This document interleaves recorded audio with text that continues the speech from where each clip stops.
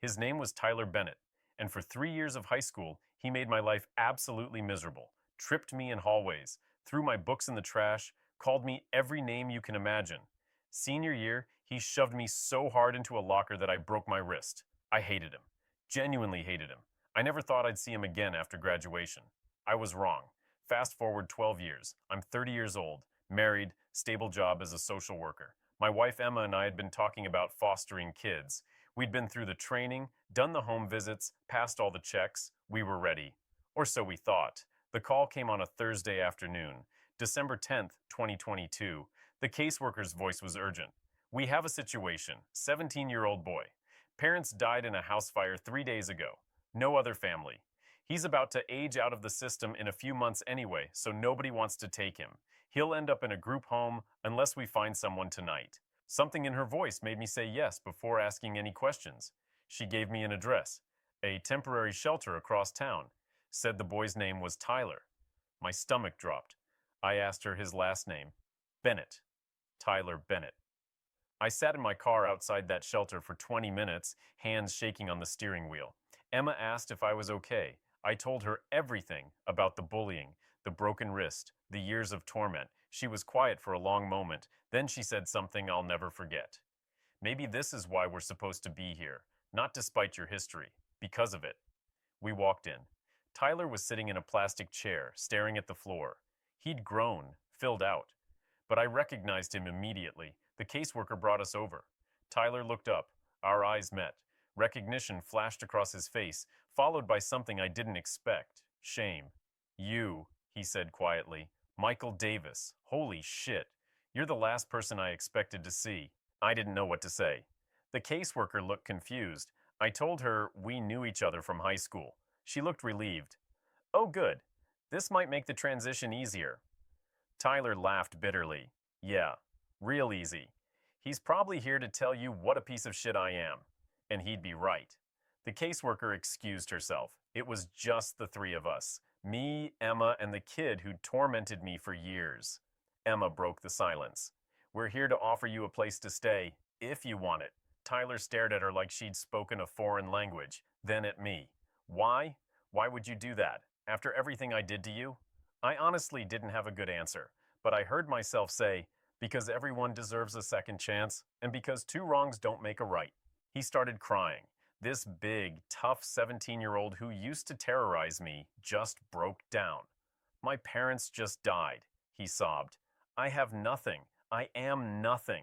And the person I treated like garbage in high school is the only one willing to help me. What does that say about me? We took him home that night, set him up in our spare bedroom. The first week was awkward as hell. He barely spoke, barely ate, just went to school and came back. I'd catch him looking at me sometimes, like he was trying to figure out if this was real or some elaborate revenge plot. 2 weeks in, he finally talked. We were having dinner. He put down his fork and said, I need to tell you something. I need you to know why I was the way I was. I told him he didn't owe me an explanation. He insisted, so I listened. My dad, he started, he was abusive, not physically, worse, psychologically. He'd tear me down constantly, tell me I was worthless, stupid, that I'd never amount to anything. My mom tried to protect me, but she was scared of him too. I was angry all the time, and I took it out on people who couldn't fight back, people like you. He looked me in the eyes. I saw you, and I saw someone who had it together. Good grades, friends, parents who actually loved you, and I hated you for it, because it reminded me of everything I didn't have, so I tried to break you, to make you feel as small as my dad made me feel. I didn't know what to say, he continued. That doesn't excuse anything. I was a bully. I was cruel. I caused you real pain, and I've carried that guilt every single day since graduation. I tried to find you on Facebook a few years ago to apologize, but your profile was private. I sat there processing. This whole time, I'd thought he was just evil, just some sadistic kid who enjoyed hurting people. I never considered he was hurting too. I forgive you, I said. The words surprised even me, but I meant them. I forgive you, Tyler. He lost it, completely broke down. Emma got up and hugged him. So did I. We all just sat there, crying, healing something that had been broken for over a decade. The next few months were transformative. Tyler started opening up, talking about his parents, about his childhood, about his dreams.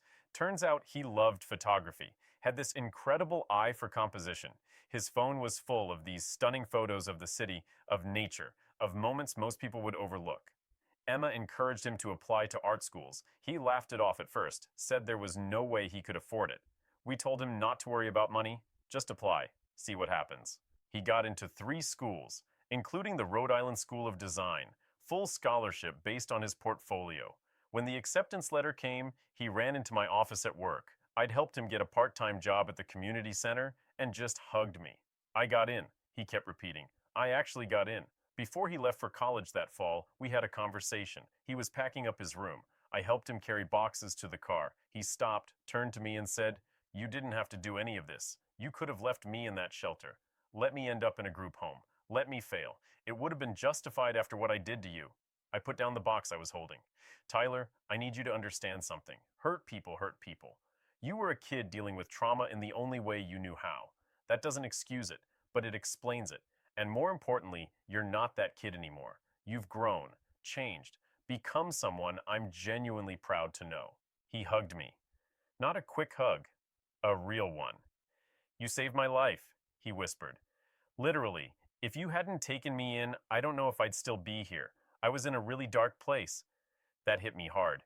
I'd been so focused on the day-to-day of helping him that I hadn't realized how close to the edge he'd been.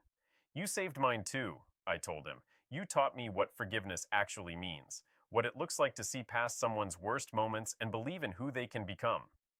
He's 21 now, thriving at RSD. His photography has been featured in galleries. He calls every Sunday, visits during breaks. Last Christmas, he gave Emma and me a framed photo he'd taken.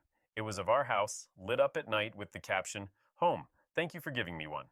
But here's the thing that really gets me. About 6 months after Tyler moved in with us, we got another call from the caseworker. Another kid in crisis, 15-year-old girl named Maya, parents incarcerated, nowhere to go. Tyler overheard me on the phone. When I hung up, he said, "We're taking her, right?" I looked at him. "We?"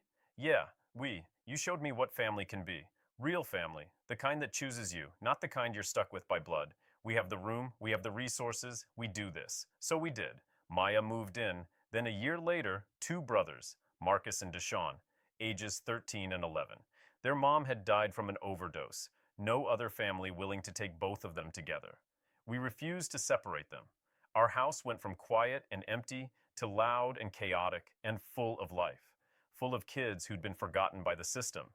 Kids who just needed someone to believe in them.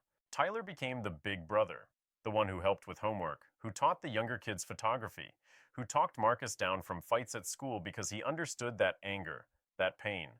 Last month we made it official. Emma and I formally adopted all 4 of them. Tyler's 21, so legally an adult, but he wanted to be part of it, wanted the last name Davis, wanted it on paper that we're family. The judge asked Tyler if he had anything to say during the proceeding. He stood up, looked at me and Emma, and said, "12 years ago, I broke Michael's wrist. I made his life hell. I was the worst version of myself. And when I had nothing, when I'd lost everything, he didn't turn me away. He didn't seek revenge. He showed me grace. He taught me that who you were doesn't have to define who you become. This family saved my life, and now I get to help save others. That's what the Davis family does. We save each other." There wasn't a dry eye in that courtroom. People ask me all the time how I could forgive him, how I could welcome my bully into my home and eventually into my family. The answer is simple. Hurt people, but loved people love people. Tyler was a hurt kid who became a loved young man, and that love transformed him into someone who now helps transform others. I think about that 17-year-old sitting in that shelter, convinced he was worthless, and I look at the 21-year-old artist, big brother, and son he's become. That's not just his transformation. That's proof that people can change, that grace matters, that forgiveness isn't weakness, it's the strongest thing you can offer someone. My broken wrist healed years ago, but the broken kid who caused it, he needed more time, more love, more chances, and I'm so grateful I was there to give them to him. This Christmas, all 6 of us took a family photo. Tyler set up the camera, timer mode. We all squeezed together, smiling, whole. After it clicked, Tyler looked at the image and started crying. Happy tears. "I never thought I'd have this," he said. A real family. People who actually want me around.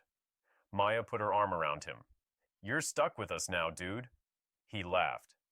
Good. Because I'm not going anywhere. Neither am I. This chaotic, beautiful, imperfect family is everything I never knew I needed. And it all started with a choice. The choice to offer grace instead of grudges. To see the person someone could become instead of only remembering who they were. Tyler Bennett was my bully. Now he's my son. And I wouldn't change a single thing about how we got here. Because this is what redemption looks like. This is what family actually means. Not blood, not obligation, choice, love, second chances, and the courage to believe that people are worth saving, even when they don't believe it themselves, especially then.